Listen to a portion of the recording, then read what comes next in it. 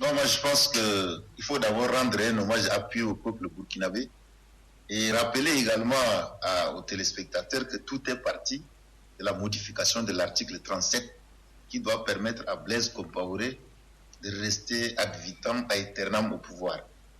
Et c'est par rapport à l'article 37 qu'il y a eu un soulèvement populaire le 30 et 31 octobre 1994.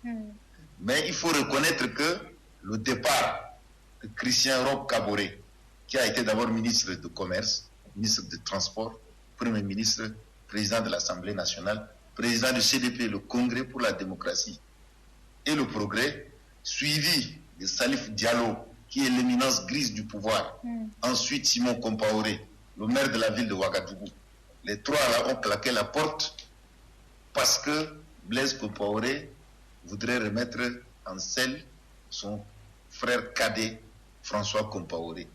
Donc le départ est venu renforcer la lutte que menait déjà le chef de file de l'opposition, Zéphirin Diabré, qui venait de créer son parti UPC, Union pour le changement. Son parti a été porté sur le fonds baptismaux en 2010 et aux élections législatives de 2012, il a eu 19 députés. Et c'est lui qui a remplacé l'ancien chef de file de l'opposition, Maître Benouindé Sankara, qui n'a jamais participé au gouvernement. Ça, il faut préciser. Benouindé n'a jamais participé au gouvernement. Par contre, Zéphirin Diabré, qui était sorti de l'école de commerce de Paris-Nanty d'un doctorat, a été professeur à l'université de Ouagadougou.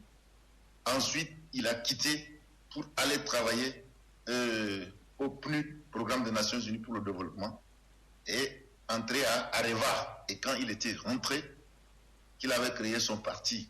Donc, il a pris la relève. Les deux ont collaboré. Que ce soit l'autre candidat comme Ablassé Ouedraogo, c'est des gens qui ont collaboré avec Blaise. Que ce soit la dame de fer Sarah Séré Sérémé, c'est des gens qui ont collaboré avec Blaise Compaoré. Donc, je pense que c'est pour la première fois, il y a eu des élections ouvertes au Burkina Faso. Parce que l'élection qui a été organisée en 1978 avait mis en ballottage le président sortant, le général Aboubakar Sangoulé Lamizana et Gérard Kango Ouedraogo. Tous les deux ne sont plus de ce monde. Donc aujourd'hui, il y a eu des élections libres, ouvertes. Et il faut dire que Roch Christian Kaboré est un homme d'État, puisqu'il a fait toute sa carrière. C'est un pur produit de Blaise. Mais les Burkinabés ont préféré lui accorder leur suffrage parce que c'est un monsieur qui a un carnet d'adresses bien fourni. Et quand il a quitté, il a créé le MPP, le mouvement pour le peuple et pour le progrès, avec une idéologie, la social-démocratie.